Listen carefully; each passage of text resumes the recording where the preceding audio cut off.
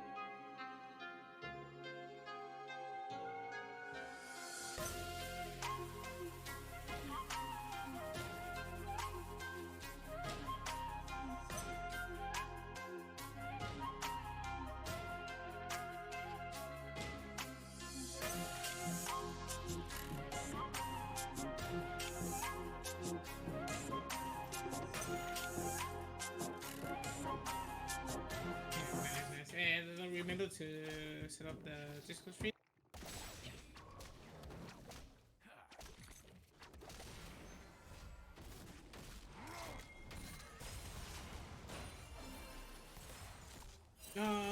Welcome once again. Just a little note to the broadcaster, we're currently not seeing the Discord stream, but everything should be back right back on. Now onto the Rift, we are going to take a look at what the match has picked up. In those 5 to 10 minutes, we weren't able to be joining in on the fun. How is it going, Tiger? Yeah, well, it looks like we've got a lot more chaos breaking out. So far, not that much in favor of Striking Vipers, actually. Wildcard doing pretty effective stuff here. We see 10 and 2 on Rapids Lee Sin, and hopefully we'll get the video feed live to us soon. But in the meantime, we can discuss what we have seen already happening. At least Striking Vipers picking up an Infernal Drake here means that the Drake count is tied, but it looks like it won't be for long. Yeah, it does look like the new Drake, in this case the Ocean one, has already spawned. We were seeing a very good fight from the side of Wildcard Developmental. Rapid getting the kill onto the Tom Kench, as we are still not being able to take a look at the Discord stream, so it is going a bit late. But this did look very good for Wildcard Developmental. They did force Steven's flash, a couple of good kills, a 10 and 2 listen actually. So that's a bit crazy for the side of Wildcard. It does look like it's snowballed out of control, and we do have a light pick now, Tiger. Yes, and now that means that we can talk about the fights when the fights are happening. This is exciting times. It looks like Rift Herald also is currently possessed by Rapid, so we'll see if they're going to drop that potentially in the mid lane, try to take the last outer tower. Looks like the split push starting from Pain. 2 and 3 on the Tom Kench, so doing all right. But up against a pretty fed Mundo at this point. Gore Drinker already complete. That's going to be pretty threatening. And Gore Drinker actually for Lee Sin as well. So right now, the tankiness of Wildcard is starting to be a pretty big problem in potential upcoming team fights. Sorry. I literally drowned with my own glass of water. Yeah, the tanking is now starting to become a problem for the side of the Striking Vipers. Maestros, it won't really be that easy to get Rapid down, to get Azo down. Like, sure, he isn't going the tank. Sorry, the full tank version of Mundo. He does not have that Frostfire Gauntlet that usually goes for, but it is still a lot of survivability with this gold drinker, so it's going to play a very important factor for Diavisus Virus. He was 2-0, now he's 5-5, so he's really not having. He did not have the best snowball effect in these previous minutes, and it is starting to weigh on top of Striking Viper's shoulders. Yeah, and with the lethality Varus build being the option, which is still probably the best Varus build. And now it looks like we may be getting an engage in the bot lane, going to be trying to find the way onto Izo.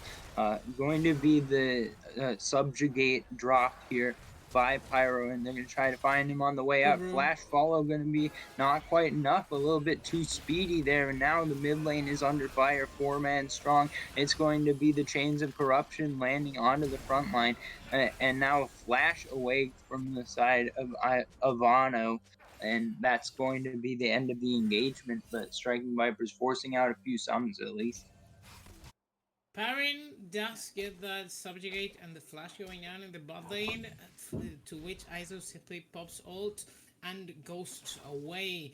This Mundo ultimate gives him a lot of escape potential, more so if you don't have the Struggle lockdown. Like, yeah, Tim can lock you down, the Trundle can lock you down, but they really don't have enough CC or DPS in order to get that Mundo down. So he simply says, "Have a good day," pops out, runs away. Now he does have those two items, so if he does not decide to run away, he's still a very deadly champion to deal with. So it really is looking very, very good for Wildcard. Striking Vipers now 7k gold behind. Certainly nothing undoable, but it is going to be an uphill struggle for them. Yeah, especially when their scaling involves a lot of defensive sort of stuff and not so much offensive, aggressive type things. Uh, Yeah. I think that when you only really have one damage dealer in the Varus, you get some damage from Trundle as well, but most of your damage coming from one champion, then it's going to be very difficult to take down the entirety of the enemy team when three of them have enough tankiness to survive all the damage coming from the rest of the team. Um, Maybe 2.5. I don't know if Blitzcrank is actually that tanky. He's a decent I know. front line at least, but it with the both of these team comps, it looks like we may be coming down to who can get picks before big objectives come up.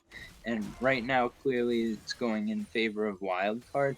But if Striking Yeah. Vipers can pick up a few big picks before a Drake or before a Baron, then all of a sudden this could turn around very quickly. And with a Thresh Seraphine, definitely they have the tools to do it. But it could be the pick going the other way. Dodging out the hook is Pyro, and so it'll be all right here. Like the only real champion you can pick up from the side of Striking Vipers is going to be the Twisted Fate because Mundo can just run away. Lee Sin can safeguard his way onto safety, and sure, like Ooh, that this is a damage going on. So full losing. 4v3 coming in. Now it's going to be the engagement, trying to finish him off. Going to be staying alive just for the moment is Steven A. Now shutdown going over to Payne. Into the back line he goes. He's got that Tom Kench. He's got that tankiness. Now it's going to be a 5v4. Thick Skin going to keep him alive for now. And the piercing arrow going to go through. Dear Vista going to finish off Izo. And that is the Perfect. Mundo going down. It's 5v3 on the map before the Drake. Hook goes wide from Zuman, but that means 5v3. They're zoning him off. Poke still coming down from Dear Vista. Here comes the curtain call. We'll see if anyone gets picked off by the Crazy Goose. Going to be able to pick off Zuman, but that means that the Drake about to fall here. Smited away by Pyro, and 4v3 on the map. Striking Vipers looking to go forward. Good flash from Dear Vista. He's able to land the piercing arrow as well. Not going to be able to follow up with the chains of corruption, but now slowed up his cleave by his own ability. And another piercing arrow going to land a double kill for Dear Vista, and Striking Vipers take the fight. Climbing their way into the advantage now in that Dragon Pit. Very Oh, good there's the devour. as well. That's the ulti coming out from Payne. That's going to be another kill going over the shutdown, picked up by Dear Vista into the backline. Going Iza with the teleport in. He's going to be able to finish off Stevenator, but another kill going over to Dear Vista. It's a triple, and all of a sudden 11 and 5 for Dear Vista's Varus, and they're headed to Baron. Directly they go in to take that objective, capitalize that great teamfight that they had. This is exactly what the Maestros needed for the Avista to get that to get hold of an advantage. I think he got 5 or 6 kills in that whole TF. It all started with Rapid getting cocky. He should have safeguarded his way onto safety. He did not choose to do that. The Destiny came late. Everything fell apart from the side of Wildcard Development as soon as the champion that has half of the team kills suddenly faded away into the hands of the Striking Vipers as they now pick up this Baron Nashor. Rapid is 10 and 4. He cannot be allowed to die. His team can fight without him, and that TF at the Dragon Pit only shows exactly that. Yeah, and now we're just seeing. I think that last fight at the Drake pit showed us how broken Tom Kench is. Like, he was able to stand in the front line, take all of that damage, take all of it again because he had the thick skin up, and still survive. And that meant that they were able to have enough time to finish off Izo, and no longer was there any front line remaining for the side of Wildcard Developmental, and that just meant that everyone else was going to get shredded up by Dear Vista. Now I'm trying to find some focus. The siege starting to come through with the Baron here. Now it's going to be the 1v1 in the side lane. Good Everfrost going to lead to the escape. The mid tier 2 has already fallen, and Top that lane means though. that the siege will continue. Yeah, Izo is in the side lane trying to take down some towers on his own, but just getting the top tier 2 is all it looks like he'll be able to get. He does trade the tier 2 for the mid lane tier 2 and the tier 3 for the bot lane. It really is not very good for the side of the Maestros. Very good decision on the side of Azo. Trading in those towers, he did not have the Baron Nashor. He went in all by himself and capitalized on the mistake of the Maestros in that top side of the map. On the point, really, where you really start to question if you should call it top lane. Like it's right about on the same side of it's like it's very close to the base, so it becomes kind of foggy in the eye of the beholder. It is going to be now 1 minute and a half for the next Drake. Both teams far away from the soul point, so really anyone can afford to let this one slip in order to get more towers, as the Striking Vipers are doing now, taking down the tier 3 on the top lane, looking to get onto that tier 2. Yeah, it looks like they're going to be able to take this one down without too much trouble. Once again, it looks like Wildcard has decided to push out a side lane. This time it's the bot lane that's getting pushed out. The recall going to come through just in time. I don't know if Steve Nader does enough damage. Has the Leandries actually available? So I think that the Seraphine damage isn't that high, but against squishies, it might be enough to score a kill here or there. But the reset's Yeah. coming through and heading towards this next Drake. It looks like for striking Vipers, the Baron buff just about to expire here, and that means that we should be seeing the next fight occur over this Drake. A little bit of advanced vision setting coming from the side of Wildcard as the sweep comes through from Steve Nader to make sure that they don't get hit by the traps set up by this Jin. Uh, Meanwhile, topside going to be split by Izo here, and while we have a moment before this next Drake spawns, it looks like the teams are about to start the fight. One piercing arrow landing, 600 damage already. Good pillar coming through as well from Pyro, and this is all at the expense potentially of the tower, though, in the top lane. We'll see if it's going to be the engagement from Pain trying to find his way onto Izo. Izo just wants to take down this turret. He doesn't No, he mind if he saw dies. it. Now it's going to be the Drake stolen up. Devour comes through from Pain, trying to find a way to keep the escape from coming through. Izo now on to Steve Nader, though. This could be trouble for Striking Vipers, and it's going to be the flash away. Steve Nader just going to barely be able to survive here. And the Twisted Fate ultimate coming in, just trying to push out the side lane, and Izo going to be in trouble too far forward and does eventually get shut down. The shutdown gold once again going over to Dear Beast, and now the bot lane being pushed out. We'll see if there's another fight breaking out here, but as you mentioned, the Drake got stolen by the Crazy Goose.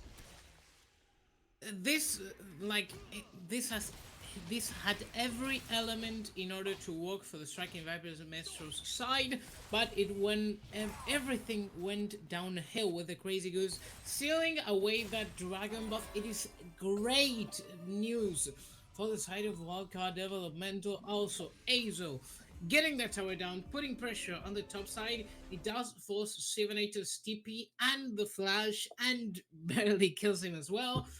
Ends up giving a shutdown to Dio Vista, but it's really worth it for him. It is sad for the Dr. Mundo that he wasn't able to capitalize onto that inhibitor itself, but it was still a very good play for the top laner of Wildcard Developmental. As I said, Striking Vipers had every card in order to win it, but Wildcard Developmental had a very good execution, so in the end, they do get that advantage over the two fights.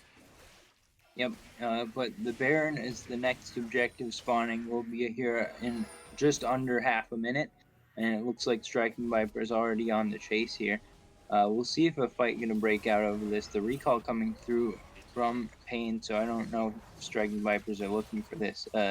Little Has bit to of be a though. steal of the red buff coming through at least though. Just trying to get any resources that are available Every time that they do something on the map, Striking Vipers are seeing on the other side is ISO trying to take down towers. But the Baron is going to be started up here. We'll see how fast it gets taken down. It's going to be the power of the Varus here. Now it's going to be challenged. That's going to be taken down here by Striking Vipers, and now into the pit is Rapid going into the stopwatch, but he's going to get shut down by the piercing arrow, and now into the back line goes Pain, trying to find a way onto the Jin. Not going to be able to finish him off in time, but it's going to be the disengage trying to come Ooh, out the here Arrow. from the side of the Wildcard Developmental, and that means Striking Vipers with the Baron, with one extra member, are on the map. We'll see how far they can push this advantage as they've grouped up in the mid lane. A lot of damage coming in from the other side. You can see it on the Baron Nashor itself. Like both jungles were present in the pit. Still, the Varus was able to secure that, to lock that down, as he's securing a lot of damage onto this Jin, onto this Blitzcrank as well, in the Chains of Corruption as well. Look at the arrows. Like, they can't even defend the wave under the turret of the Nexus. Yeah, here comes the dive. It's going to be the end of the game. One Nexus turret already going down into the front line. Izo trying to finish off a kill, but he's not going to be able to in time. Summon will survive. Now it's a 1-for-0. Flash forward coming from Pyro to finish off the double kill. Going into the base. Good devour from the Kench. Going to be able to keep Dear Vista alive for the moment. He is shut down, but the second Nexus turret will fall, and that means Striking Vipers is going to have to retreat here. Flash forward from the side of Ivano, but he's going to be immediately CC chained, and Pyro will finish him off. Now the desperate base defense coming through from the Crazy Goose. Will he be able to finish off the kill? Not in time. Striking Vipers take game one, and with that, Maestros will be headed to playoffs. Incredible teamfight there. Still, the rocket grab from the Blitzcrank almost shows every single table around for the side of Striking Vipers Maestros, but Twisted Fate, like, he hands back the courtesy of making a mistake. Like, very good play from the side of the Blitzcrank, and then goes Twisted Fate, compensates for that great play of the Blitzcrank. Of the Blitzcrank, sorry, makes a very bad one for him. That flash ahead completely unnecessary. The Maestros did not have enough damage in order to secure that win. If they did not die like that, they could have pushed those waves, waited for the recalls to come. But still, a very good match for the side of the Maestros. It wasn't looking like the light was looking dim in those first minutes of the match, but 10 kills were handed over to that Lee Sin, and not that big of a snowball was able to be created. Yeah, there was just not that much damage coming out. With the Gore Drinker, I would have expected that Rapid would be doing the damage and being more survivable at the same time. But at some point, Dear Vista just got enough gold accumulated that the piercing arrows were doing too much damage in order to have any escape come through or any tankiness through the power of life steal. So the Gore Drinker ended up not being enough to make Rapid the carry, but instead Dear Vista was able to help Striking Vipers come back, have enough damage to kill off the enemy tanks, and finish off the game. Very good game for the Saudi Maestros. Now 1-0 in this best of 3 series. The last game of the regular season of Upsurge Premier League. I will say advanced. We will be going on a little bit of a break right before game 2. I'm Gary. I was with Tiger, and I'll be seeing you guys in a couple of minutes.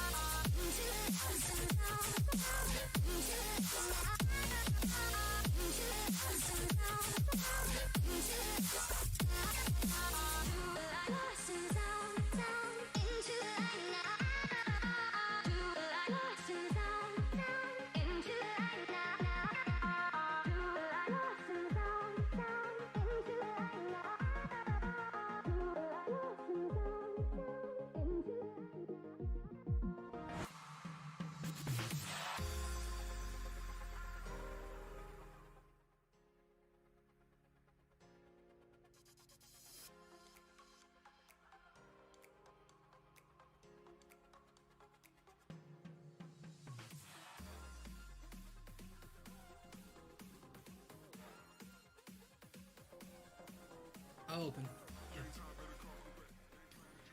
Welcome once again, ladies and gentlemen. We are back again from the break. I'm Gary, and I am joined here today by Tiger in order to get into the Maestros' second match of this best of three series. We have just seen how they took down Wildcard Developmental in the first game of the series, so it is still victory is still very, very close to us, but we haven't achieved it yet. But we are already into playoffs. How's it going, Tiger?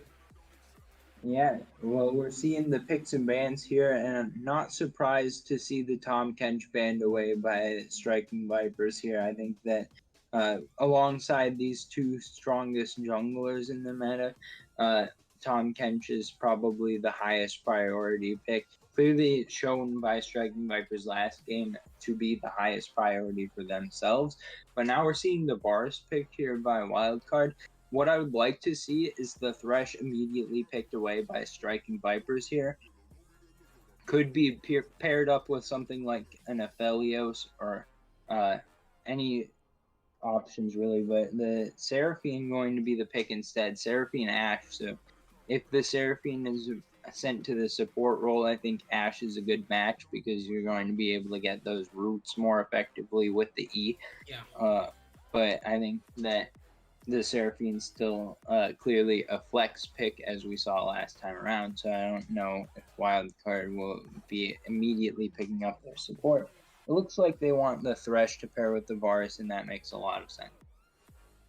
Yeah, a very strong bot lane with some pretty dangerous initiations from the side of the death sentence, followed up with the Chains of Corruption, so it only makes sense to look in that bot lane. The Seraphine and the Ashe have very good synergy. Like, you can guarantee a magic arrow as you can guarantee that encore with said ultimate from the side of Ashe, so it's going to be a very good combo if they do decide to take that to the bot lane and pick another mid lane instead. It's going to be the victor for the mid lane on Wildcard Developmental. I think the right call would be to secure any strong junglers, like both Diego and Volley are now open.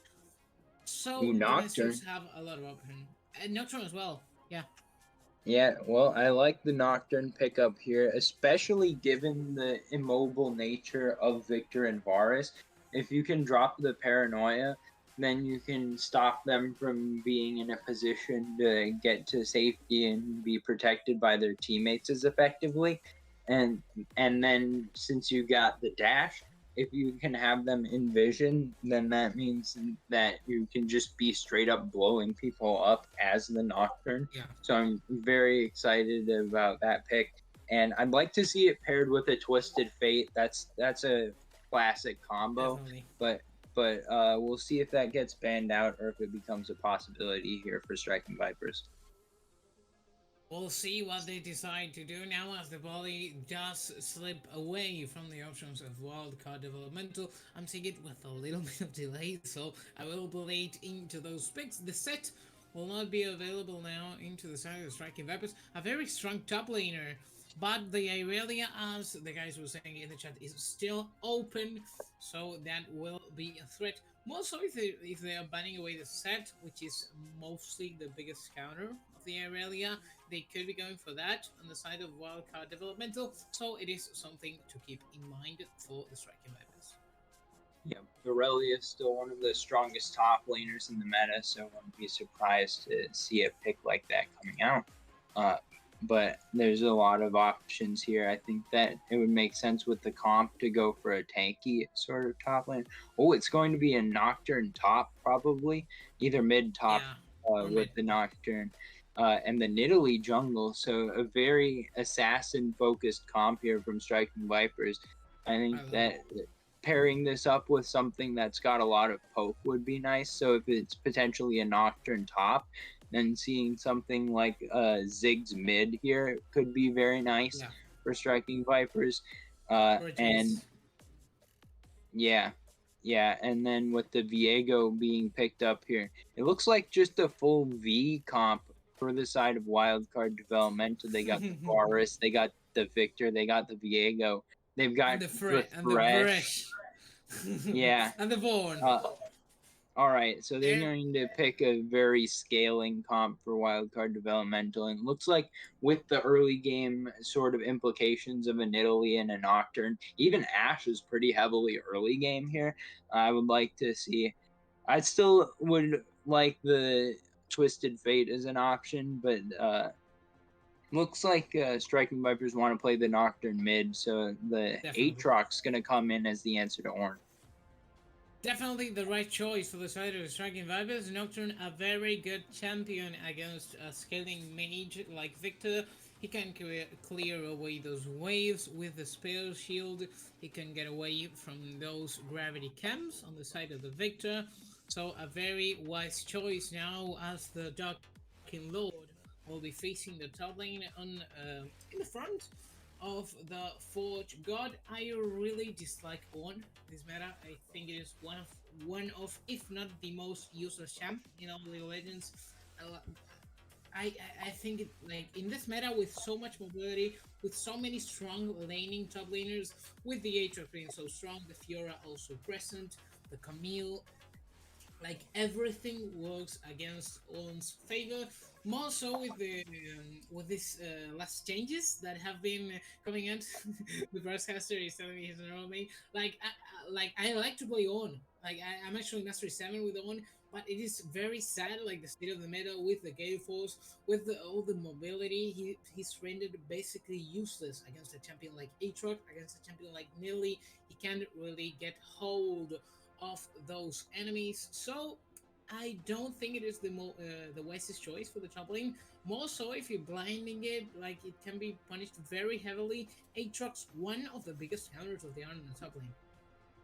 Yeah, and I'd like to put in my counter argument that Ornn is always useful because if you've got I know, scaling champs like the Victor, like you can even make a case for Viego being a pretty heavy scaling champ because once you get to late game, definitely. if you get one kill in a team fight, then Viego can just take it over.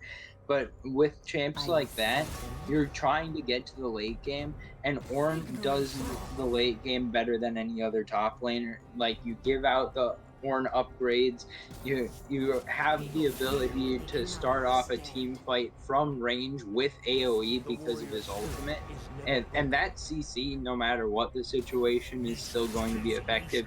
Now, with the possible mobility options that we're seeing, from the side of Striking Vipers, it's limited in some capacity. I mean, Nidalee has the jump in the Cougar form, but other than that, you would be looking towards items if you want to get much further in the way of mobility. So I don't mind the Ornn as much here, given this specific situation. But if, as you're saying, the Aatrox is able to counter him in lane that hard, then we could be in a situation where it's Pain carrying the game, and you don't really Yeah. want to give up that sort of option. So the counter pick Aatrox, we'll see how well it works out, but I think that that's the right idea from Striking Vipers here. Though, like, still, not the Aatrox not only counters the Earning lane, he can cut off the ulti recast. Like, he can make him not be able to put his face against the goat. I don't know how to say it. Like, he can cancel that dash for him, so the ult will be basically rendered useless if that happens. The same with the Seraphim. Like, Zamin can basically ignore On's efforts. It is like more so with how strong he was in the last season. He's a very weak top laner right now, and like it is true what you say about the scaling, but still it is flat stats.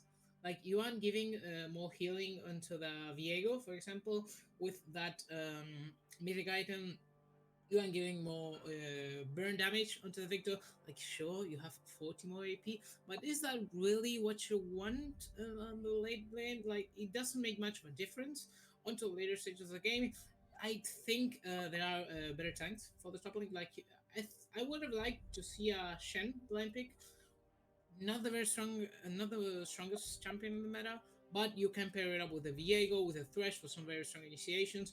You can peel that Varus, peel that Victor. Dion, really not my favorite champion, but we'll see how Azo executes it. But as you were saying, I think Bane will have the most capability of carrying this match.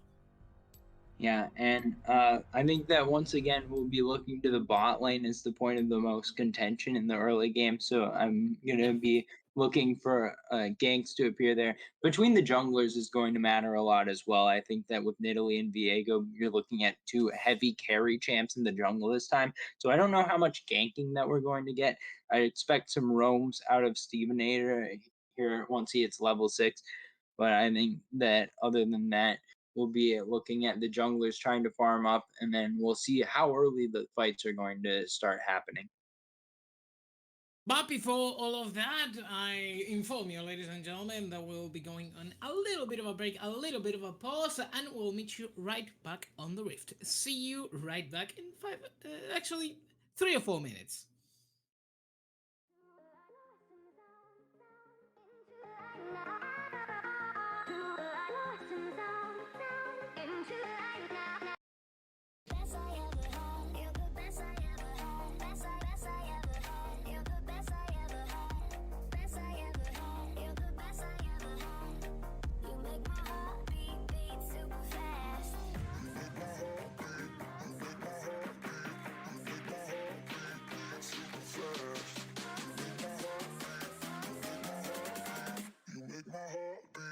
Super fast.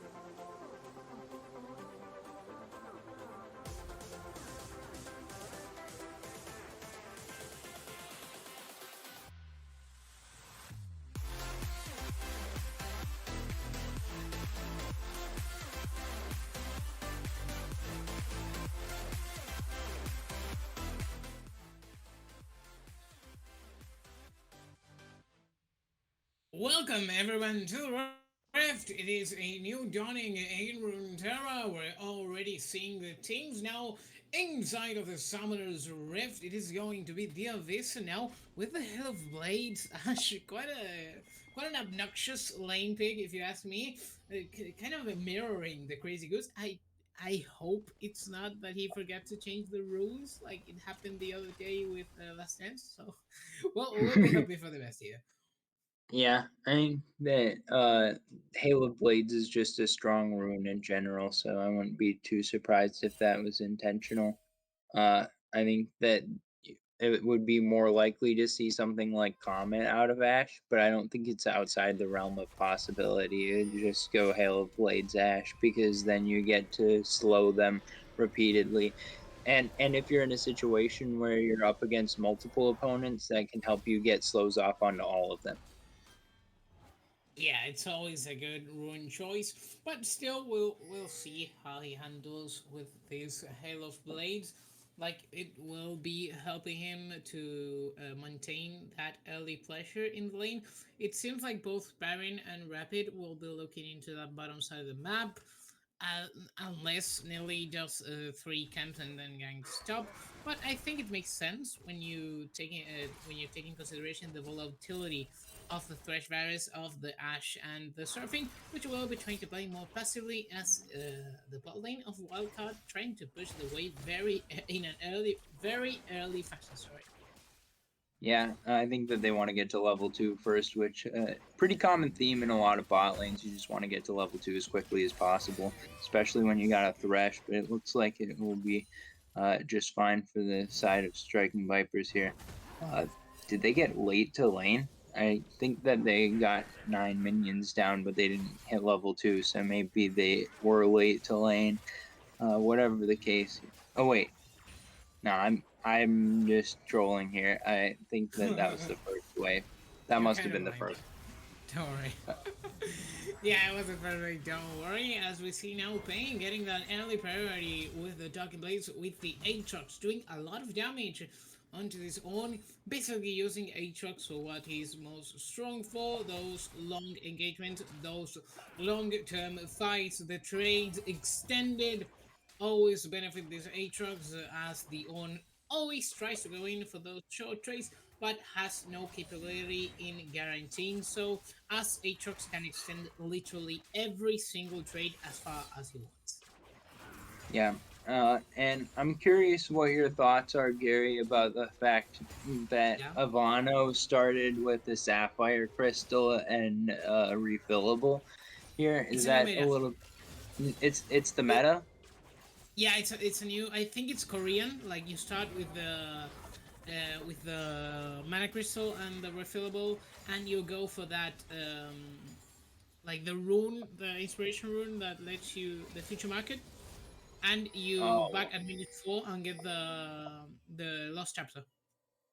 You all TP right, back fair lane enough. with chapter minute 4. It's I've seen it only today on Instagram, but it is kind of a new meta. We'll see how it works. I haven't seen it in action yet, so it's it's a little bit sketchy to say. Yeah, something in Ivano found on Reddit, maybe. But whatever the case, I it gave off the impression Diego, that Ivano feels like he's not in trouble. Pain may be in trouble though. Speaking of trouble, but no mana left for Izo. Gonna have to flash here, flash for flash. Incoming Pyro, and we'll see if he's able to connect with the spear. Gonna try to find the leap onto Rapid, and now it could be Izo in trouble here, just under 200 HP. But I think that he's going to be able to survive. We'll see if any spears can land from Pyro and a couple more auto attacks going down. Spear thrown, not going to land though. If it had, I believe that would have been enough for a kill. But the gank in the top side not going to work out for either side. very good still for the side of Dragon Vipers when you take into consideration the lane state. Pain now about 10 minions ahead will be able to get that push down. It is going to be a flash for flash, but the teleportation for Aizo was forced already. So this is very good for the Aatrox as he will now be able to get that early priority and rotate first to literally every objective, every fight. that breaks out, there's always that threat of a TP coming in from an Aatrox with the ultimate as well. Like really, not the best thing that can happen in your lane. Like an Aatrox coming in with the ward under at 300 kilometers per hour. So that's a thing for the side of Pain. Very good early advantage for his side. Yeah, and as you were talking about, we already see the lost chapter here for TP Ivano. Slam. So very early recall to be able to get to that item, but good CSing going to allow that about 10 CS in advantage towards Ivano right now. When you got that range versus melee matchup, it's going to go well for you most of the time. And Steve Nader not able to get in for any backsides of trades. But meanwhile, in the top side, about 10 CS in advantage towards Pain. So pretty close overall between the teams, but just different areas having the advantage for the opposing teams. I really disliked Paint's TP. He could have capitalized a lot more by just letting the wave come back into his tower in order to freeze it. Like he could have maybe TP'd now. Now you see that's basically why Aatrox wins against the Ornn with so much knockups. Like he does not let the Ornn move in the top lane as well as the range and the extension of the traits. In comes Zero in the top lane. Yeah, it's going to be a little bit wide on the College of the Forged God, but it's going to be the stun coming through. The World Ender going to be popped here by Pain. Doesn't have Flash available, just going to have to heal up to try to survive, but it's not going to be enough. First Blood going over to Rapid. I think Simulator could have paranoid in order to help us top laner. Like with any bits of help, Pain would have been very, very happy. But now he'll be punished heavily in this tough side of the map as he does not have that TP. In order to get back to lane, the wave won't really be crashing in his favor as Rapid makes sure to take it L under the turret. But it will be the first Drake of the match for the side of the Striking Vapis. Really not the best, the Cloud one. It's sure it will help with the Nocturne ultimate, but you'd hope it is something like an Ocean or Infernal Drake, with which provides a meaningful early boost in the stats. Yeah, but when it comes to Drakes, the most important part is the number of Drakes that you have. So Yeah. getting that first one can always lead towards getting. You have to get one before you can get four. So we'll see if Striking Vipers can continue the tempo here with the Drake takes and be able to get towards Soul. The second Drake will be Mountain, so we're going to get an Infernal or Ocean Soul, which historically have been the two most favored souls. And I think that given the team comps here, especially Infernal Soul, would be very favorable to Striking Vipers. I disagree. I completely disagree. Like when you have these Aatrox, the Ocean Drake is going to be so much stronger. Bane will basically be unkillable, as well as the healing from the side of Baron. Steven won't die as well. Sure, it will be like. Don't get me wrong. An Infernal Soul would be great for the Ash, for the Nearly as well. But I do think the Ocean Drake has more implications with these Aatrox, with the tremendous amount of healing. Like you have to keep in mind, with the World Ender, he amplifies every single bit of healing he receives. This also includes the Ocean Drake, the Ocean Soul as well. So it will be a hard nut to crack for the side of Wildcard Developmental if he does get the hold of that. But it really, the match is only 9 minutes ahead, so I think it's quite early to start doing conspiracy theories about the Drakes and the Souls. Yeah, it looks like trade of ultimates coming through in the top side, just trying to clear out the wave with the Call of the Forge God here. Also able to secure the World Ender as the response is ISO, so that means that both top laners are going to get without ultimate for the moment. I think Pain's going to be able to push in this wave and continue to grow his CS advantage. Rift Herald has also been taken down by Striking Vipers here. Could be trouble for Steve Nair. Chaos Storm already popped, but now the Flash is going to be enough to get out with the escape. Steve Nader going to be missing his summoner spell after that. That's a 20 CS advantage for the side of Avenue, basically free scaling in this mid lane. Simulator has to become proactive now that he has the paranoia. He has to get those roams in the bot lane, mainly in the bot lane. Like, sure, you could roam onto that top side with the Ornn, but it really won't be the easiest champion to kill. Not the case with that Varus, as he also has the spell shield in order to cover him from any hooks landing from Thresh, as well as the Flay. So I don't really like how Simulator is playing this. I really like the hook from the side of Blade, as well as the CS advantage in the top side for Pain, kind of balancing things off a little bit. Yeah, and with that particular hook, it wasn't going to be a kill. And to be honest, against a Varus, having the sustain of a Seraphine is kind of nice to be able to take some of this poke throughout the laning phase and not be put in too bad of a position from it.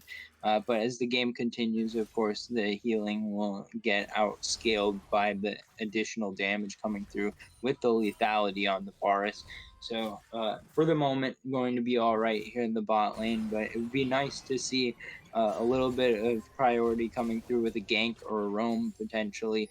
They've got all the setup that they need. They've got the encore. They've got the enchanted crystal arrow.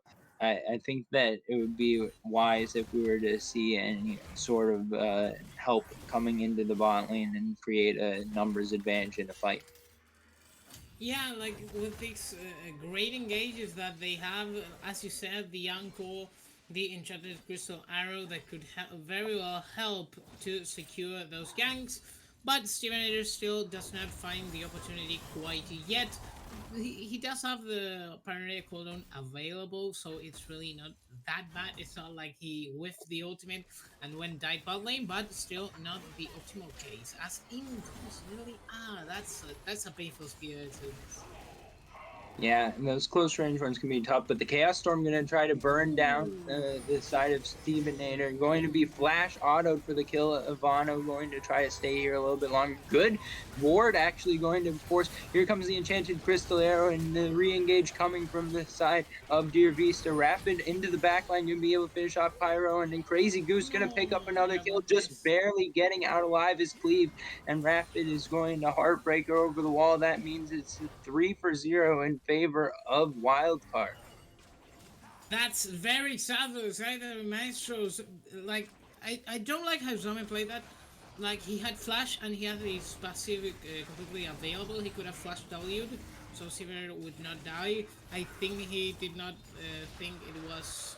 Like, I guess he did not believe it worth it. Still, Sever then dies. Byron as Andio Vista and Zaman try to re-engage, failing doing so. That's great for the side of Wildcard Developmental, as Spain is getting lit up in that top side of the map. World Ender is going to be popped, as well as the call of the Forge God. It's going to be the Ocean Rift, which calls for an Ocean Soul, as well as the Rift Arrow in the top side. Will they look for the on dive? Yeah, it could be the fact that the Rift Show is about to run out, but here comes the dive. It's Steve Nader here as well, but now it could be Pain in trouble. Going to be able to finish off the first kill of the fight on the Azo, but here comes the re-engage. Rapid is here, going on a killing spree. Going to be able to find the first kill, and now it's going to be the Infernal Chains keeping at bay Ivano, and that is the disengage. It's a 1-for-1. 3 plates went over as well. Striking Viper is able to find something on the map, but Payne has to back it off as Vano is pretty strong here and threatening to go for more. Bot side going to be a couple plates going down in favor of Striking Vipers as well. So some gold collected here, keeping the gold lead at about 2,000 in favor of Wildcard. Yeah, pretty ahead with this Viego mostly. They do have their gold better capitalized. The Viego is the main carry. Think of this composition more so in this kind of meta against this type of champions, like with a Fed Viego. If anyone gets ahead on the side of second weapons, most notably Pain, he can basically steal everything from him and turn his weapons against his team. So that's going to play an important factor as they are crashing out on the Izo gonna get collapsed on here. The fear comes through the CC chain, and Pyro gonna land the spear into the back, and that's enough to find the pick for Striking Vipers. nice pick there in the mid lane. They catch the Honor of God. There's really no compensation to get for the side of Wildcard Developmental. And the Striking Vipers don't really use much Ooh, resources in order to do that, here. so it's a very good pickup. Ooh, instant cleanse on the enchanted crystal arrow, but the damage coming through. Flash already going down. The encore going to land the charm, and Pyro going to claim the kill. Now here comes an engagement in the Oh, top the lane Hilly from though! Pain. The Chaos Storm trying to burn him down, dodging around with the World Ender. Going to try to get out of this one, but there's Oh, too this is much sad. support coming through. Rapid going to be able to finish him off. Trades around the map as each side going to try to take down a side lane tower off of this. That's tilting. That's tilting for Pain. He gets Havano down to a sliver of health, and his team comes to save the day. Now that's Rapid sitting on a 4-0 lead with a champion so snowbally as Viego, with so much scaling as that champion as well. The whole roster for Wildcard Developmental actually have a better scaling as in comes the Paranoia. Yeah, Steve Nader gonna try to take the paranoia taxi out, and he's gonna be able to do so. Paranoia is straight on top of Cleve, and then spell shields and flashes away. So able to get out of a little bit of a sticky situation there with a little bit of creativity. Yeah, using every single resource in his favor. I like that. What I don't really like is that the Maestros have this very early and mid game oriented composition with the Nocturne, with the Aatrox, with the Nilly.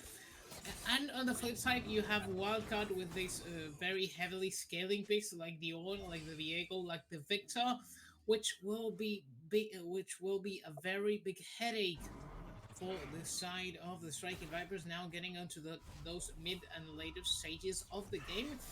It is looking really grim for the Striking Vipers. The Maestros now need to do something, anything, in order to get hold of this match, in order to get ahead, because if they let the clock run down, they will be pushed over by Wildcard Developmental. Yeah, well, we said some similar stuff last game, and then Striking Vipers were able to turn it around. So we'll see if Yeah. they're able to do the same this time.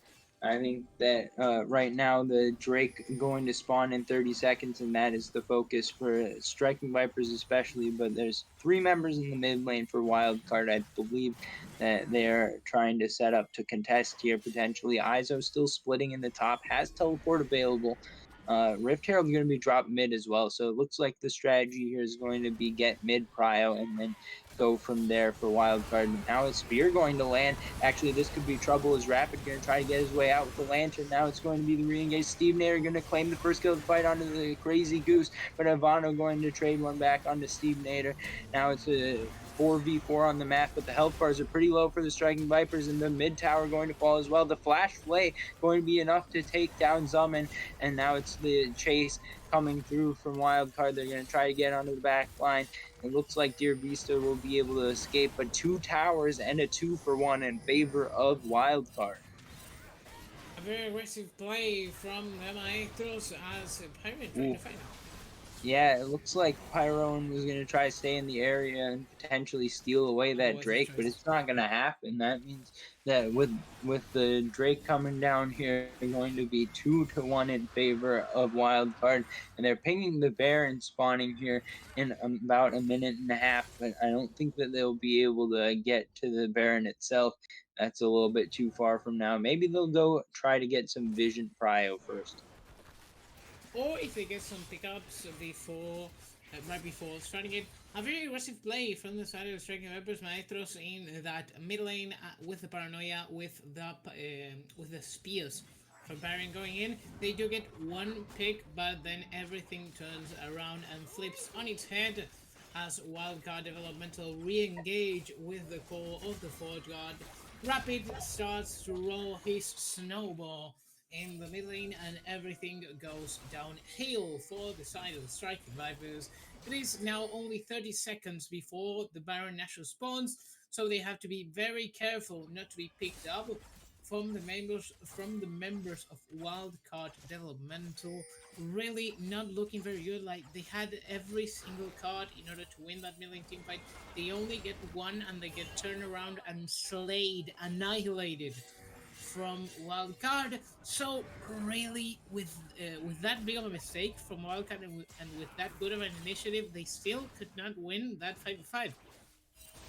Yeah, but I think that it's going to have to be a little bit different target selection. I think being able to insta delete the enemy AD carry is nice, but right now the Fed members that you need to worry about are Rapid and Ivano. So if you're able to get a pick onto the Victor or the This sucks. Viego, that's the ones that you're looking for. It doesn't matter so much if you can get a dive onto Boris if you're not able to get out of it alive. Now here comes Paranoia. This could be the start of a fight. Enchanted Crystal Arrow going to land. Good use of the Mikhails there, I believe. Uh, Yeah. Whatever the case is going to be the engage coming through. Striking Viper is going to try to find the damage. The CC is not enough though, and it's just going to be walking away from the side of the wild card developmental. Now the poke coming through from Ivano trying to set up a re-engage potentially. The poke is strong from wild card, so as long as they can keep Striking Vipers at bay, they're able to get some damage in here.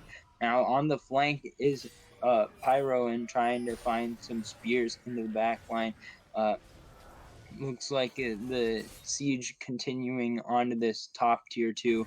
And it will be given over here by Striking Vipers. They don't have enough of the health bars remaining to challenge and contest for the remainder of that tower, which was short lived for this world, anyways.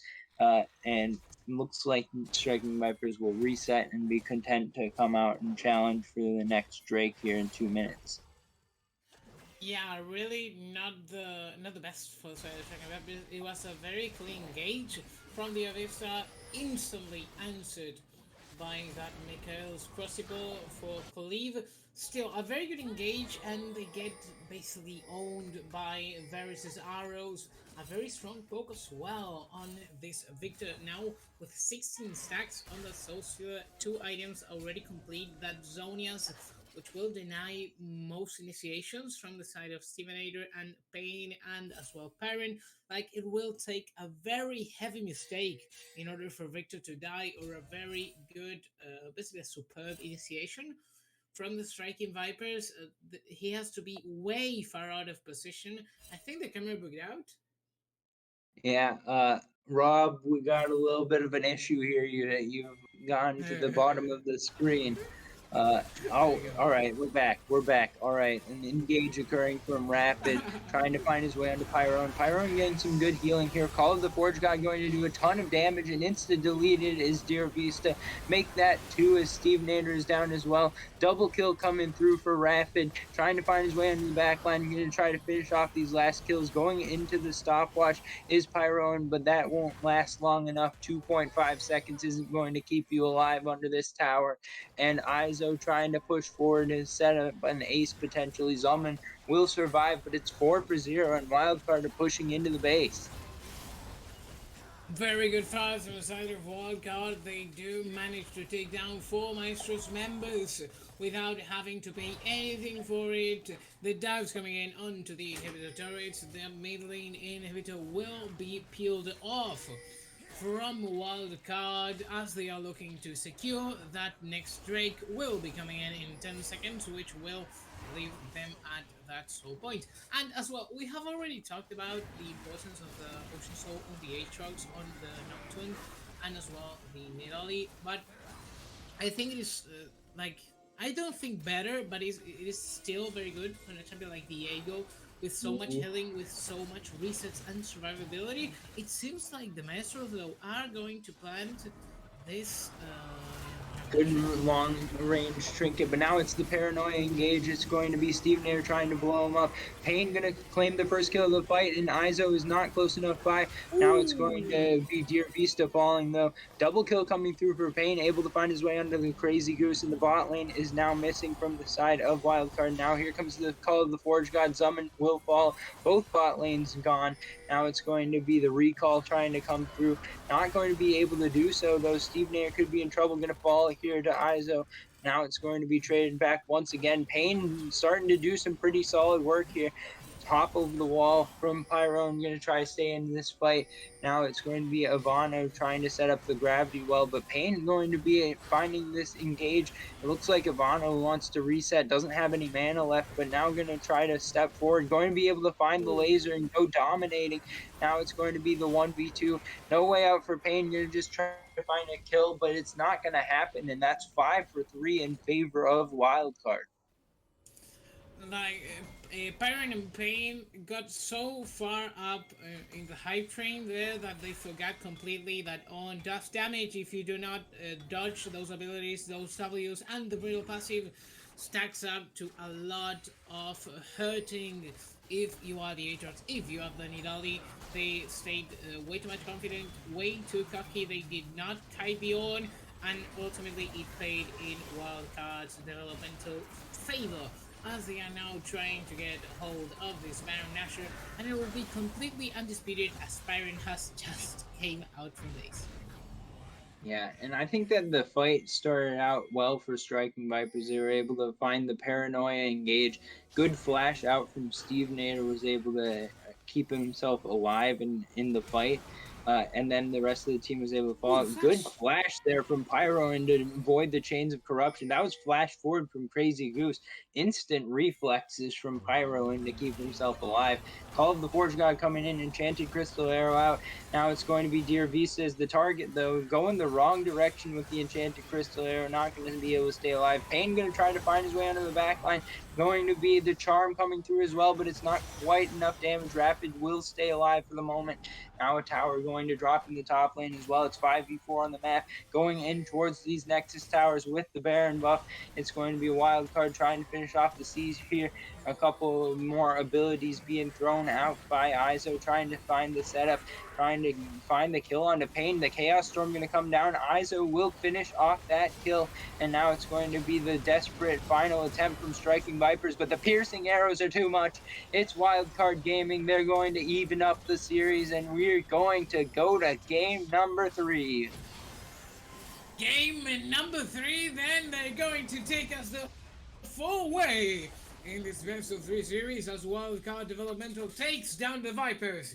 In the second game of the series, they say they will not be beaten on a 2-0 score. They take us from up number 3, they take us to that third Summoner's Rift. Shall we take a look at a little bit of the stats? I want to see mainly the Orn's damage. Like, I talk a lot about how Azo picked this champion that I think is basically worthless. The Orn, You but talked a he lot played it of very trash well. about. You Yeah, talked a lot the of pick, trash. you played it very well.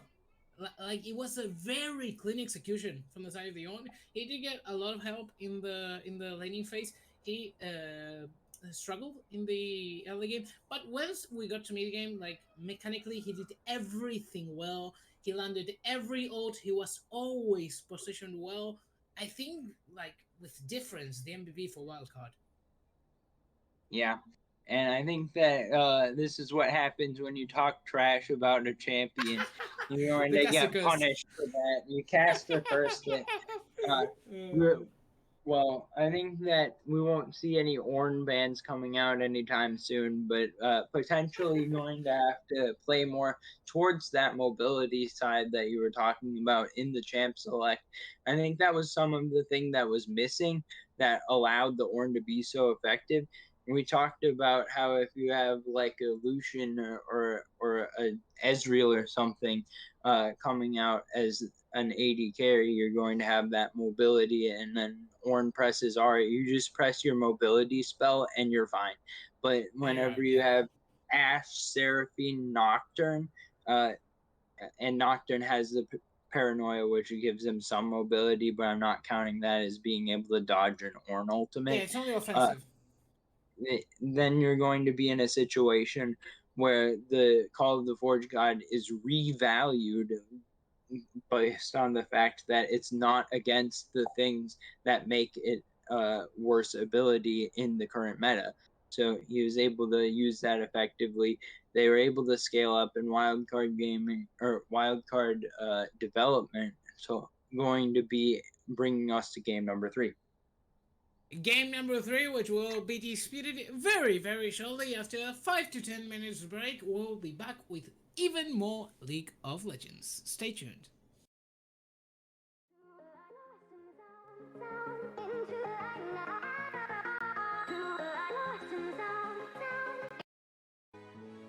Beating hearts, falling apart, staying up to forget. But baby, we'll fall. We all go dancing down. And paradise is found. We're shaking up the ground. 'Cause there ain't no stopping love. So there ain't no stopping love. No, there ain't no stopping love.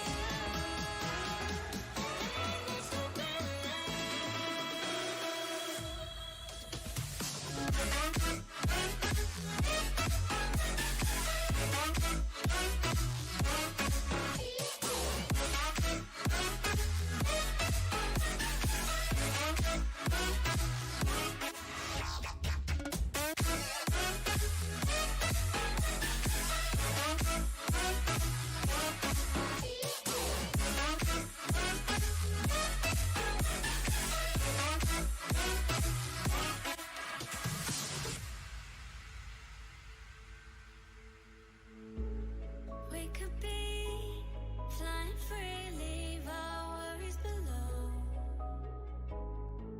Safe and sound, no one around, say the word and we'll go. But baby, we'll fall. We all go dancing down. And paradise is found. We're shaking up the ground. 'Cause there ain't no stopping love. So there ain't no stopping love. No, there ain't no stopping love.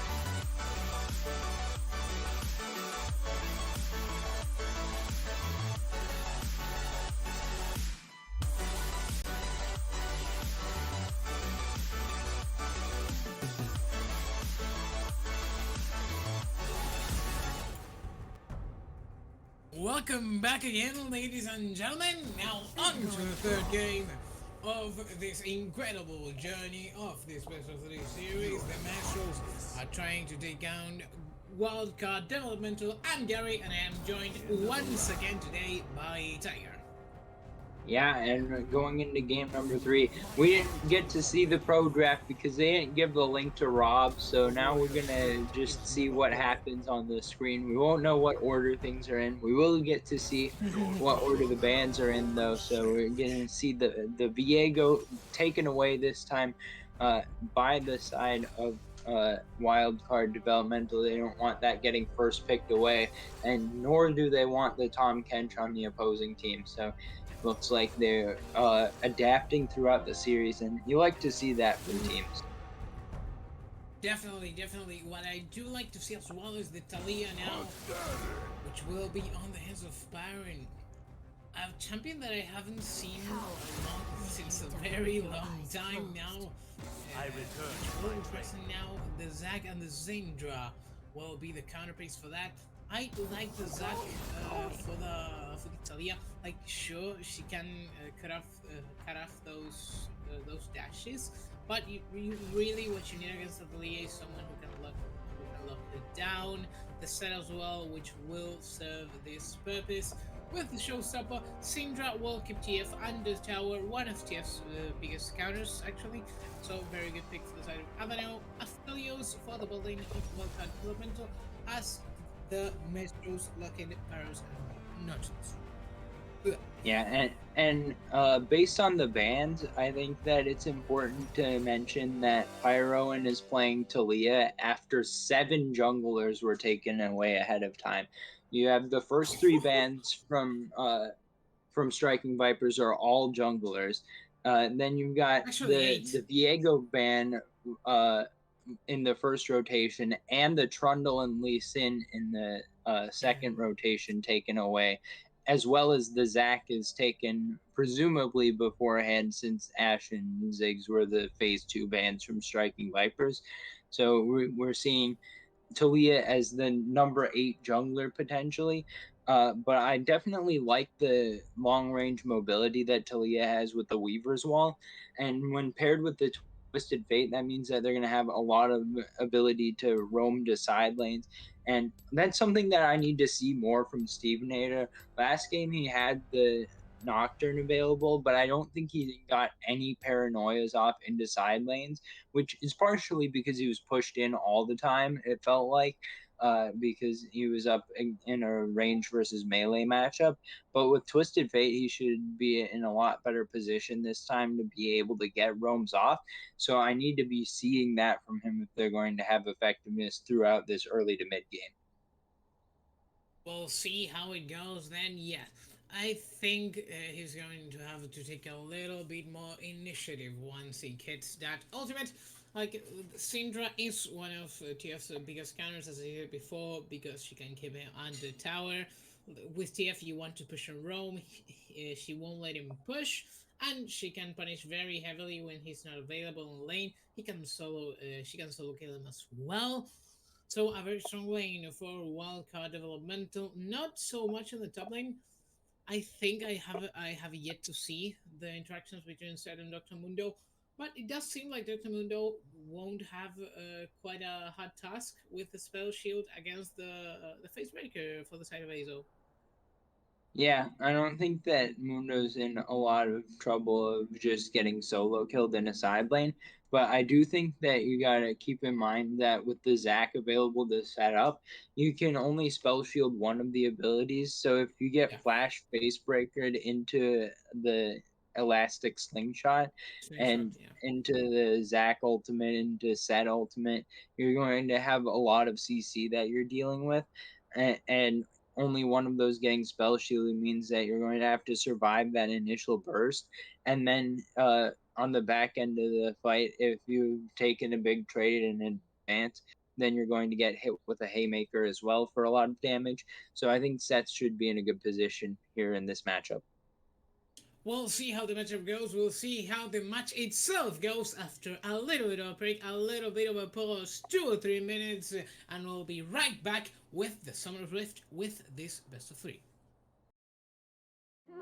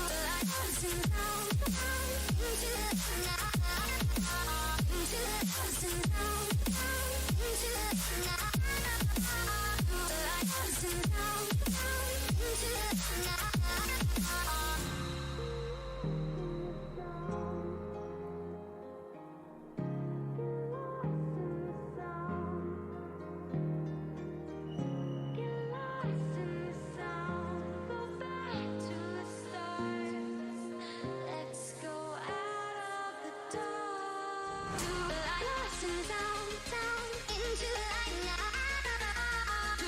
Lost in the sound, sound into the light now. Lost in the sound, sound into the light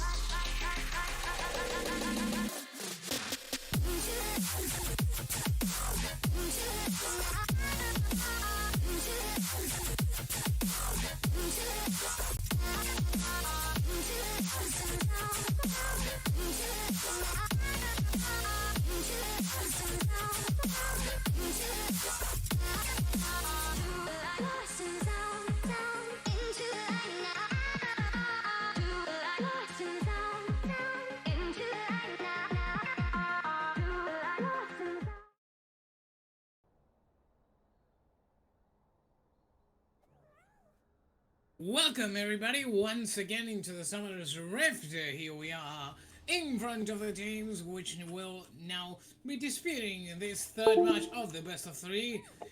Striking Vipers and Maestros looking to reclaim themselves. They already have passed into the playoff series, but in order to get it done with more style, they will be trying to take the series down.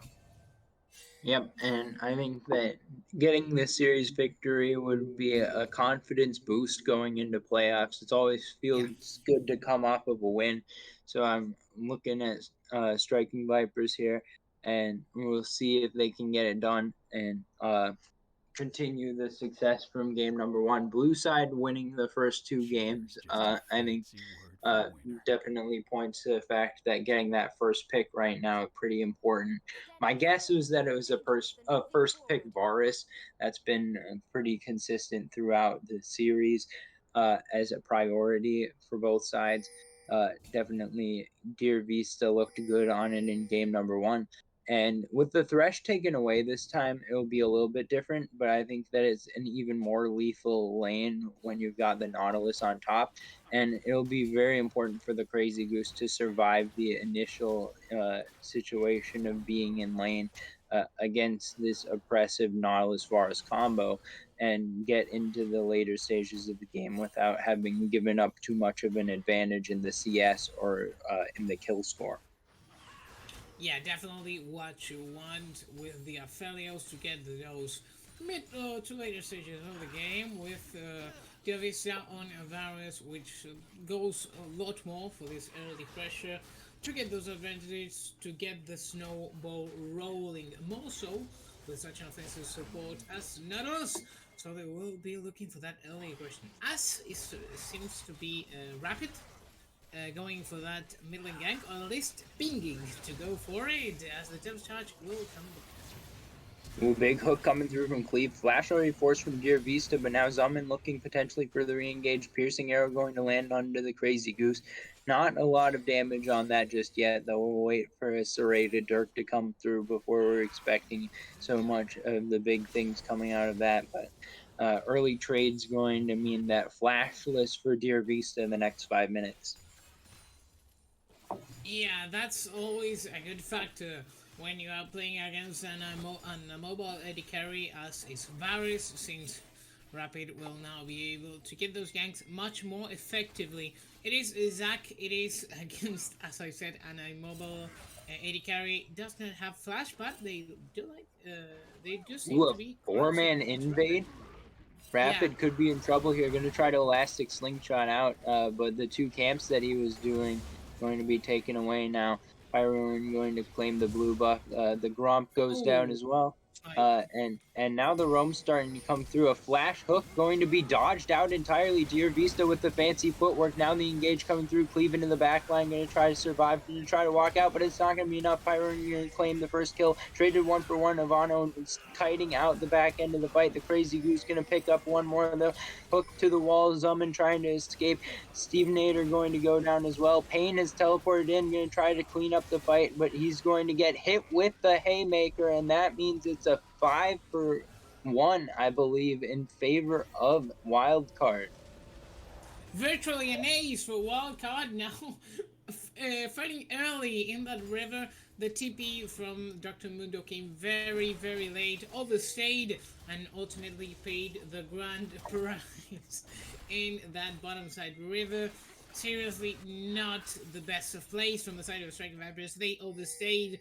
They basically underestimated the enemy team, the damage from the Syndra in these early game situations, as well as the set. So it is going to be now a double kill for the Crazy Goose with a champion so late game oriented. This is very, very dangerous for the Maestros.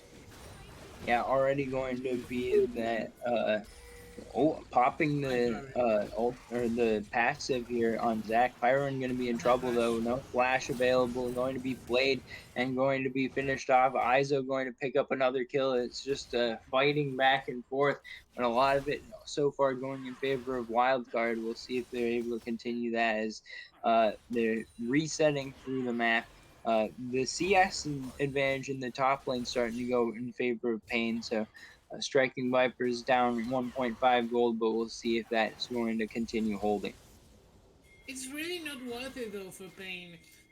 Sure, you are getting that CS advantage, but Azo is getting so much done in the map with those rotations, with that priority, with those earlier TPs. It really doesn't matter that he's falling behind in farm. It is a set, really, it doesn't matter how much gold he has. He is going to be a very relevant pick in those mid to later stages of the game. It is like the Lee Sin top lane, it is like the Shen or any other style of champion that basically does not need gold when played in the top lane in order to be functional.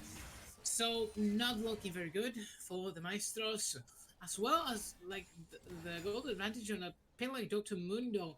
It's not a Kathus. You are not power farming on a Kathus. It's basically power farming on a tank, which yeah, he does have some scaling potential, but it's really not worth it for the Maestros. Pyroan looking for a lane gank here potentially. Zuman sitting in a bush. We'll see if they can bait out and engage here. I think that playing this one out a little bit safely is the bot lane of Wildcard. They're going to try to avoid any trouble here. Hook going to go from Zuman. That's going to be a counter hook. He could be in trouble here, dropping about 300 HP. Pyro and going to try to force it out right now, but I think that this is just a bunch of wasted time at the moment. Pyro looking for something. Hook going to land onto the Crazy Goose. Ignite going to take down Crazy Goose, flashing out. Zuman going to be in trouble. Rapid going to be able to finish him off. Now Deer Vista could be in trouble. Cleve going to get knocked out by the shards. But a double kill going over to Rapid. Pyron going to be in a situation where you're going to have to find the seismic shove trying to escape, and that will be enough. It's 2 for 1 in the bot lane in favor of Wildcard. 2 kills for the Zac, 1 for Pyron with the Salia falling a little bit behind in farm. It is good news for the Salia to get that kill. Really not the most important. Oh. Ooh, Hook gonna land. Zuman going to set up Avano and Pyro and finding the 3rd kill of the game, starting to pile up that gold. We'll see if Pyro may be going to be the carry that Striking Vipers need. We'll see as he stacks up 3 kills. What I was about to say, really, Zac is not the most gold effective champion. A double kill for him, for Baron, I think it really benefits the Talia. The snowball effect is so much stronger, and much more volatile champion against a Zac, which sure always can use some gold, but it's not that brilliant. Ooh, good flash from Dear Vista. Now it's going to be the Chains of Corruption landing on Rapid. Rapid could be in trouble here. Doesn't have the revive, but Crazy Goose going to pick up the kill on Zumin.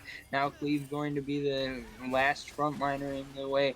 Now the poke coming through. One more seismic shard would have landed the kill. Dear Vista trying to throw out the piercing arrow. Not going to find the kill off of that just yet. Now the bot lane turret going to be under fire. So 1 kill going over to Wildcard. But now it's going to be traded for plates. I think Steven thought he had a ghost when in actuality he had barrier. He tried to ghost ahead, he barried, he could not get to secure that kill. A lot of damage coming in from Basil in the top lane. He does have the showstopper, so something could be cooked up now as in the mid. Big hook. Zumin gonna be able to set it up. Ivano gonna flash away. Here comes the Weaver's Wall though. Ivano nowhere to go, and Pyro setting up one for Steve Nader, going to be the first kill going to the mid laner of Striking Vipers this game. But the picks are coming. Striking Vipers still much alive in this one, fighting back. Fighting back as is the Zac now into the jungle of Parry, looking for the damage. The bouncing comes in as well. Flashes behind Parry in order to be safe, but nothing could be done. Onto the aggression of Rapid. Yeah, Pain could be in trouble here too. Izo going to try to set this one up. Pain going to stay alive for the moment. Going to be Izo at about 500 HP, and the wave going to be cleared out here by Pain. So Cleve going to walk himself back away. Ward going to spot out Izo and not allow him to finish the recall, but that means that the 1 kill going over to Wildcard and the investment into the topside jungle being stolen away. Yeah, that's very good for Rapid. He does get that kill into the Talia. He denies farm out of her. Makes Pyre lose a lot of time. Like, it's not so much for the gold Zac wins. It's much more of because of you denying the Talia, not letting her scale, as they are trying now onto Ivano. Second gank attempt in basically a minute in that mid lane. They do have a very high pickup potential, so this is the way to go. But I don't really think that TF is gonna carry you, so maybe they should refocus besides the pickups. Yeah, well, right now they're just trying to find anyone to get some damage off. Pyro and doing pretty well. Could be an attempt to get the gold onto him. With this Talia pick, it's been a lot of ganking, and Zumin has been following around a lot with Pyron as well. So it's been big groups coming through, and that's been effective in finding some picks. So working to come back from behind. This is the way he started off, just find some picks. And meanwhile, Dear Vista has been farming it up heavily in this bot lane with the 30 CS advantage. Going to be in pretty good position, right about even on the goal, despite the 3 kills going over to the Crazy Goose. Now, with the Rift Herald available for Rapid, and we'll see how that's going to be played out. But right now, Striking Vipers only down 1,000 gold after a rough start. Like, I was about to mention that you have the Aphelios and the Varys. They are basically even in gold as in coming the multi. Ooh, that's the Gravitum ultimate, but here comes Pyro and you're gonna try to turn this one around. Crazy Goose going on a rampage, make it 2 in the gank, going to be going over to Wildcard. They're able to find what they were looking for, and it's 2 kills in the bot lane as they're going to siege out that tower. That's a good play for the side of Wildcard, as Azo trying to look some damage, trying to look for some damage in that top lane. Gets Pain to very, very low health, but nothing more can be done to get this Dr. Mundo down. Now the Crazy Goose will be compensating a lot in this bot side. The first tower is going to be secured for the side of the Wildcard development, but Pyro look at this compensation. Ooh, Ivano on the wrong side of the Weaver's Wall into the Zonias goes Pyro, and will be enough to survive him. It looks like Steve Nader was the one then going into the Zonias, but whoever it was the target of the Force of Will, meaning that the gank in the mid lane going to work out in favor of striking Vipers to take one kill back. Rapid going to be here, not in time to pick off Steve Nader though. Yeah, that's a good pickup for the Striking Vipers. Not nearly enough to compensate for what happened in that bot side, but it is still a good attempt. Every type of advantage is always welcome. They are playing towards these pickups. They have a very pickup-oriented composition with Italia. As they are trying to look on a pickup on this set, I don't really know if he's going to work out. He does have the flash, so Zaman and Pyron have to be very careful now fighting the boss. Yeah, and it looks like Striking Viper's trying to play towards this top side. Rapid is in the area. Pyron going to sneak into a brush here. We'll see if the big trade going to come down. Pyron now advancing. Izo knows what the plan is. The seismic shove will force out the flash, and that will be the end of this top lane gank for now. Rapid in the area as well. Payne just trying to set up the siege, but it will be the wave cleared out and the gank going to be dispersed. I'd want to take a look at the gold for the Crazy Goose in comparison to Dia Vista. He's still very far behind in the CS department, but this turret plating that he got in the bot side of the map will help him a lot, and it really goes a far way. Now, a very long way, sorry. Now 1k gold ahead of the Vista. They were basically even before that play, so it was a very good decision on the side of a Rapid to get this basically the only, I don't know if the only, but the most reliable win condition that Wildcard have. So a very good herald indeed. Spain seems to be looking for an initiation as well. Izo could be in trouble here, going to be attacked in the top lane. Payne going to try to find these bone saws. Izo with no flash available. Now going for the showstopper under tower. Will Payne be able to dive? Not going to happen just yet. Pyro trying to sneak into that bush. Actually going to just clear out the wave, trying to set up a tower take potentially here in the top side. A little bit of an aggressive play here, but I don't know how much it can be countered. On the other side of the map, Dear Vista with a good flash. Cleve could be in trouble, going to be picked off by Dear Vista. Now it's going to be Payne looking for a way under the Crazy Goose, and the piercing arrows starting to do tons of damage. Now Payne going to survive for the moment. Rapid trying to bounce around in the front. Now another piercing arrow going to land. The Crazy Goose going to be taken out. Dear Vista will fall as well as Ivano has joined the fight. Now it's going to be an elastic slingshot. Rapid trying to force out another flash. And Striking Viper is going to be able to take the fight 2-1. That's very good for the Avista, now feeling very wealthy with a double kill. Basically, the main win condition for the Vipers, as well as the Talia. Speaking of Talia, in comes the ultimate in the top side of the map. Payne able to lock down Azo. There's really nothing much you could do. Yeah, it does get the tower first at least, but the collapse going to mean the shutdown going over to Payne. Now it's going to be the mid lane tower. We're seeing a stun coming through. Steve Nair could be in trouble. Hook going to land from Cleve. Now Steve Nair taking the Force of Will as well. But Ivano taking a turret shot, drops about 100 health left. Rapid claiming the Drake, and it will be the disengage coming through. No kills in the mid lane, but a lot of chaos occurring across the map. Is going to be the Wind Soul, potentially.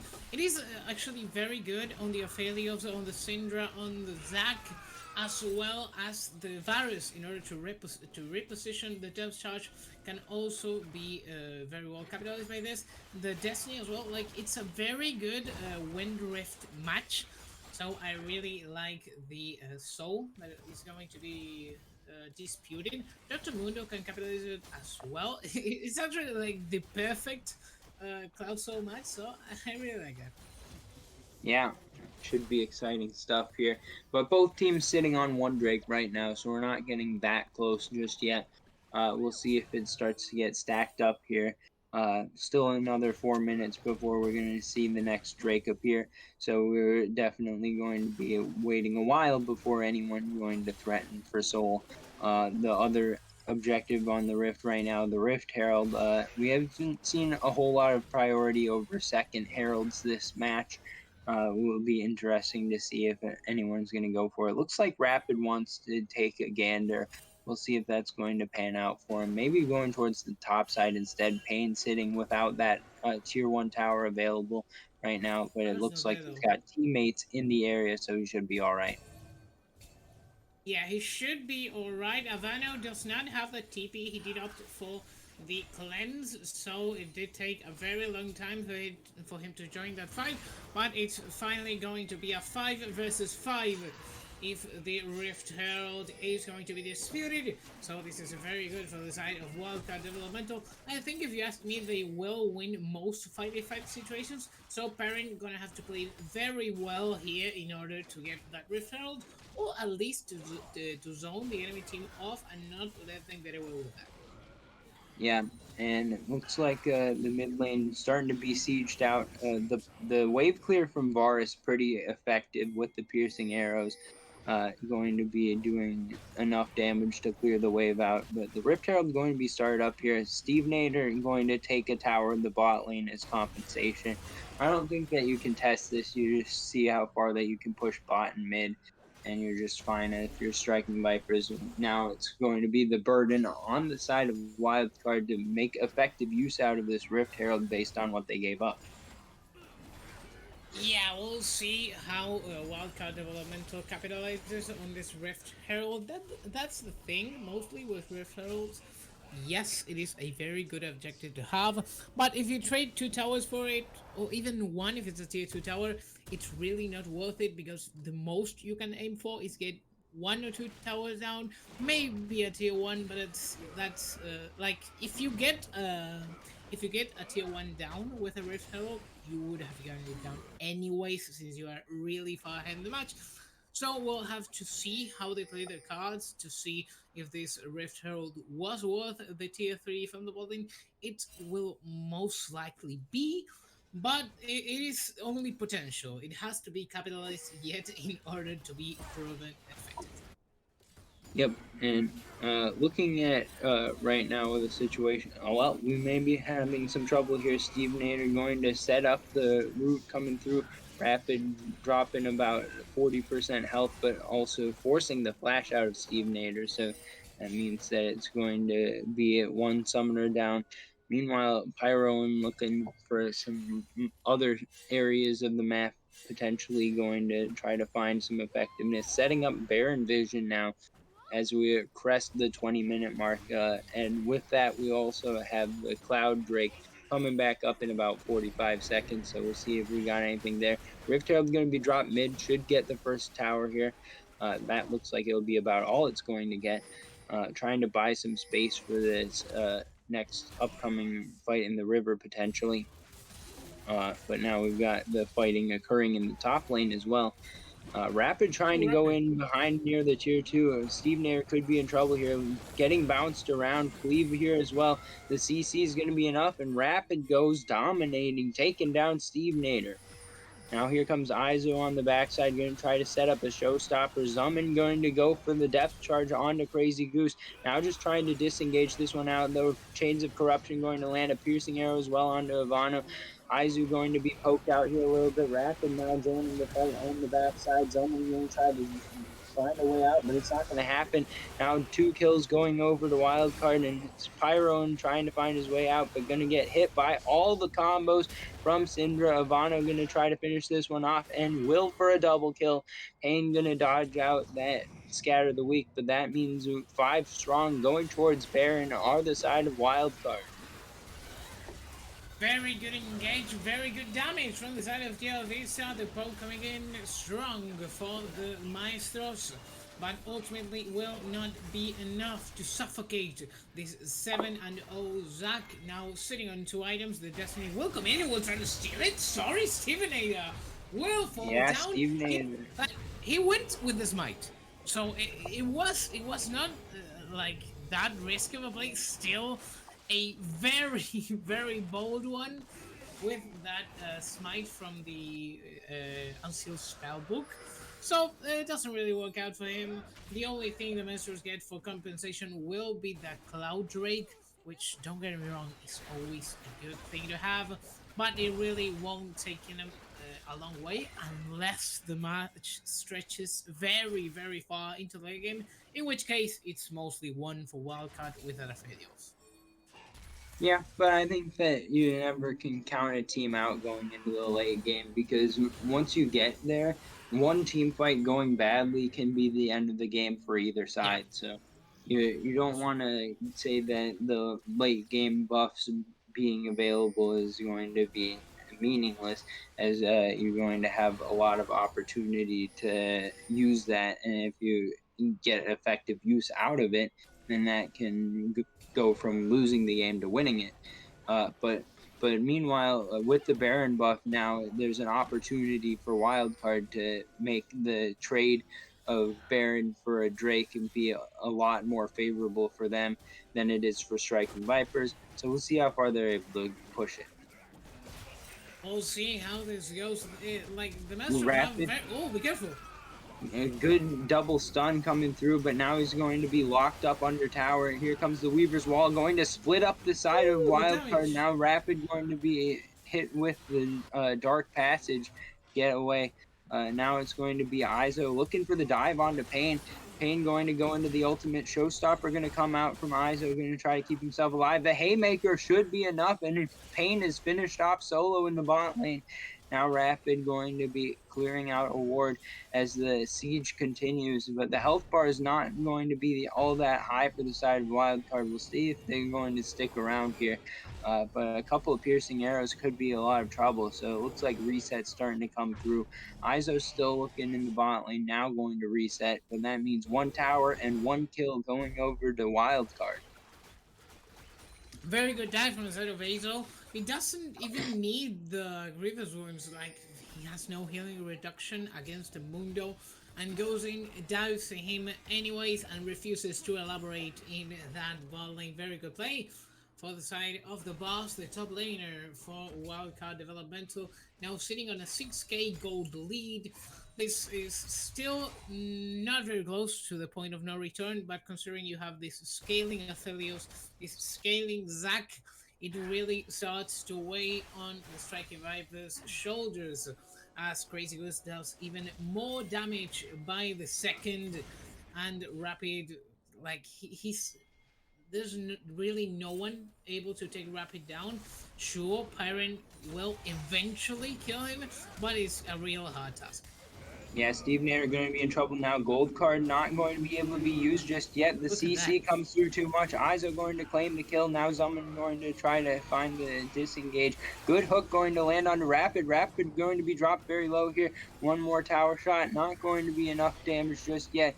Going to be a second tower attacking him, but now Izo going to showstopper into the back line. It's a haymaker for a ton of damage. Going to be able to pick up the kill onto Zuman. Going to be traded back for Dear Vista though. Payne now trying to find his way onto Ivano.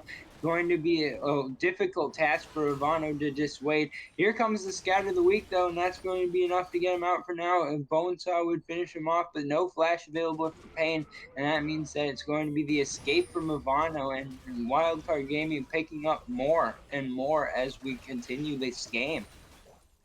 Azo, though, going far deep under enemy lines, behind those turrets. Like he went in onto 3 people. He got 1 kill.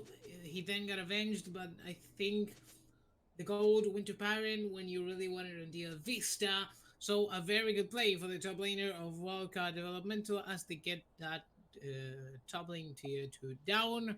The next objective is going to be that Cloud Break, which will be spawning in about 30 seconds. The gold lead for Wildcard scales up to 7k now, actually 8k.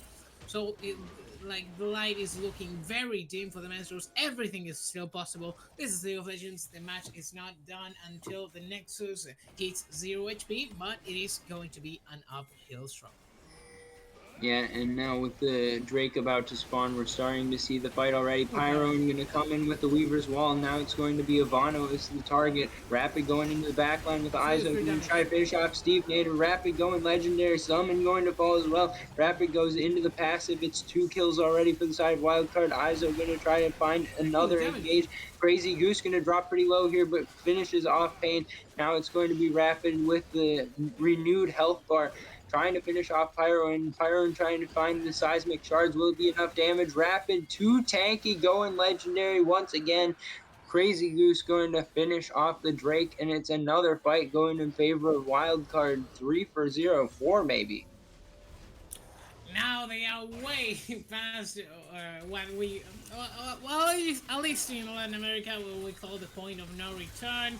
That 10k gold gap for the side of Wildcard Developmental is going to be huge. For them, there's really not much opportunity for the Striking Vipers. As you said, one teamfight going wrong can change the course of the map, but it's really not ideal now as the Baron Nashor is being secured. Destiny thrown to the bot lane in a desperate attempt to get any kind of compensation for this Baron Nashor power play. Yeah, and I think that it's just going to be waves picked up.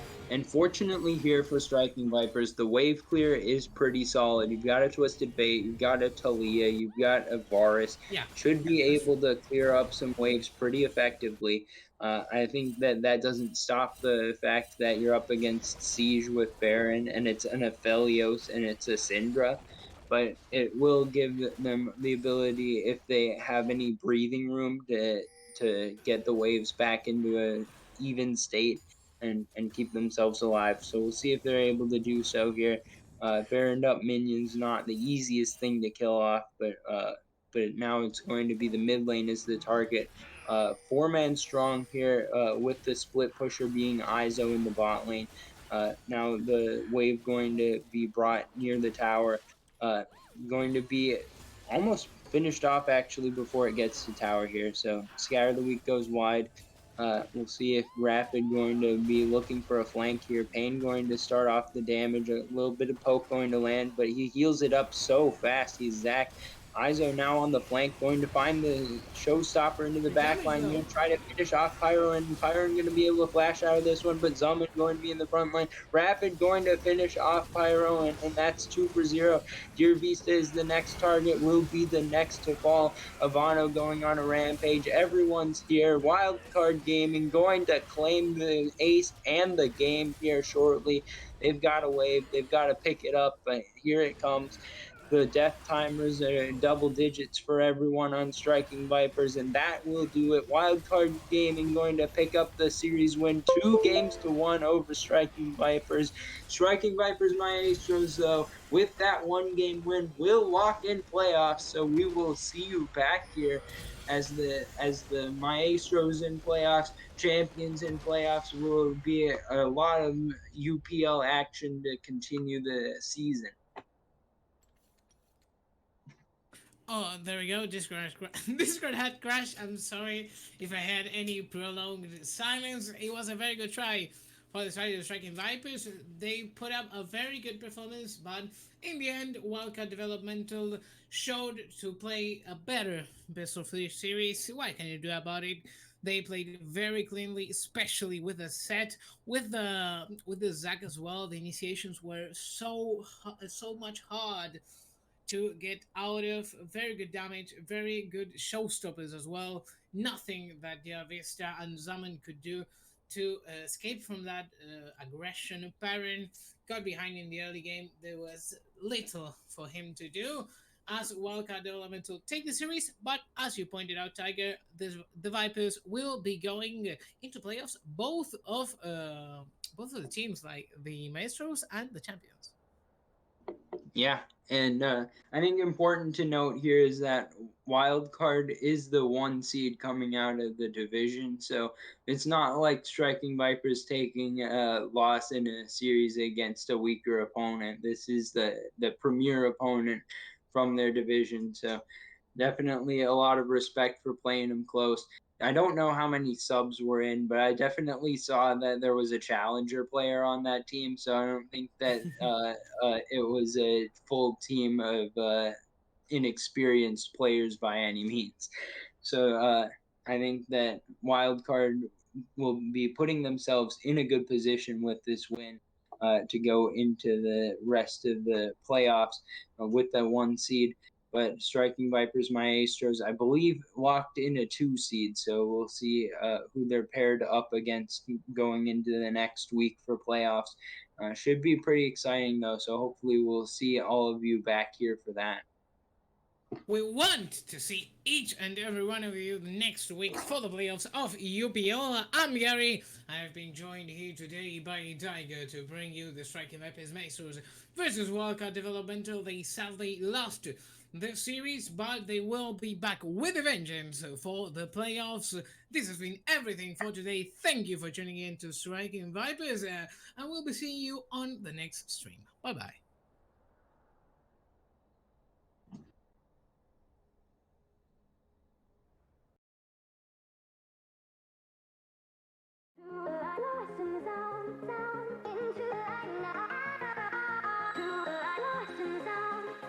Into the